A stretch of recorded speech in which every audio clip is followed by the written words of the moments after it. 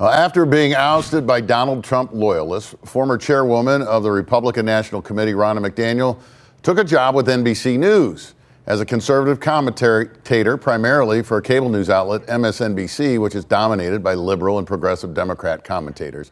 NBC fired her just 3 days later after those commentators loudly cried foul over McDaniel's hiring. She's due $600,000 on a 2-year contract and is considering legal action. Michael, conservatives say this is what Democrats do. Rather than give voice to opposing views, they just shut people up. Is that what happened here? She's not a conservative.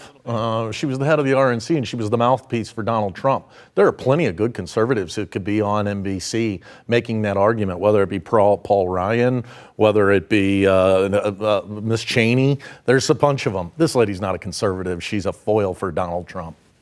What do you think? Well, I know Ronna Romney. I served on the National Committee with her pre-Trump. She is a conservative. Here's the problem NBC has.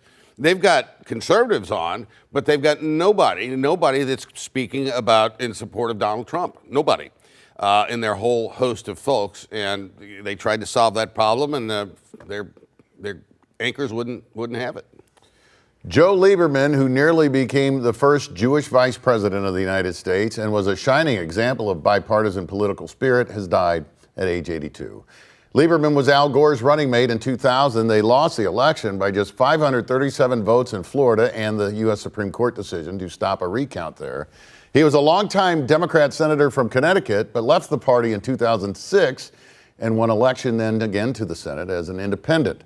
The quote of the week is from his speech as he left the Senate in 2013. He said, "We need bipartisan leadership to break the gridlock in Washington that will unleash all the potential that is in the American people." Your thoughts on that and Joe Lieberman, John? Well, it's hopeful, but in today's polarized politics, I don't think it's attainable. Certainly not in the short term. He seems like the leadership people yearn for. Well, right, who sort of see things from both sides and say, yeah, he's definitely liberal slanted and a Democrat at heart, but he became an independent because... At one time, he was the face of that hope for bipartisanship and bringing people together. He kind of reminds me, a modern version of him is Joe Manchin. There's just not a place for moderate voices in either party right now, and that's a tragedy. Final thoughts are next. First, Bommarito.com drone fox over a quarry in North County. Look at that. Way cool.